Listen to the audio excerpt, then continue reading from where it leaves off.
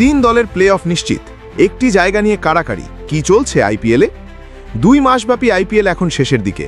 এই টুর্নামেন্টে ম্যাচ হবে 74টি, এর মধ্যে শেষ হয়েছে 67টি। নিশ্চিত হয়ে গেছে 3টি দলের প্লে অফ, বাকি আছে একটি। এই লড়াইয়ে আছে বেশ কয়েকটি দল।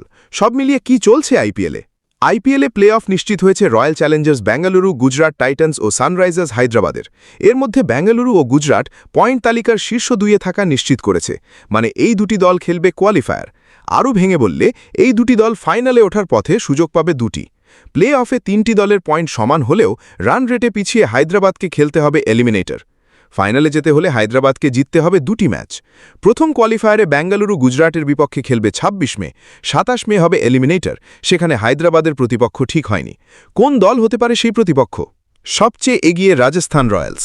14 পয়েন্ট ও 0.083 নেট রান রেট নিয়ে শেষ প্লে অফের টিকিট পাওয়ার দৌড়ে এই মুহূর্তে সবচেয়ে ফেভারিট রাজস্থান।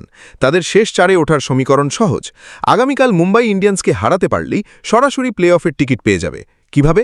মুম্বাইয়ের বিপক্ষে জয় রাজস্থানকে এনে দেবে মোট 16 পয়েন্ট, যা প্রতিযোগিতায় থাকা বাকি 3 দল Punjab Kings, Kolkata Knight Riders ও দিল্লি ক্যাপিটালসের পক্ষে ছোঁয়া সম্ভব নয়। এছাড়া নিজেদের ম্যাচ খেলতে মাঠে নামার আগেই আজকে হতে যাওয়া লখনৌ সুপার জায়ান্টস বনাম পাঞ্জাব কিংস ম্যাচের ফল জেনে যাওয়ার বাড়তি সুবিধাও পাবে। পাঞ্জাবের দরকার সৌভাগ্য। পাঞ্জাব কিংসের শুরুটা হয়েছিল দুর্দান্ত। নিজেদের প্রথম 7টি ম্যাচের মধ্যে 6টিতেই জিতেছিল তারা, অন্যটি বৃষ্টিতে কোনো ফলাফল ছাড়াই শেষ হয়। তবে এরপর পাঞ্জাব হেরেছে টানা 6 ম্যাচ। আজ লখনৌয়ের বিপক্ষে জিতলে পাঞ্জাবের পয়েন্ট হবে 15, কিন্তু তাও তাদের শেষ 4-এ ওঠা নিশ্চিত হবে না। জয়ের সঙ্গে রাজস্থান ও কলকাতার হারও কামনা করতে হবে।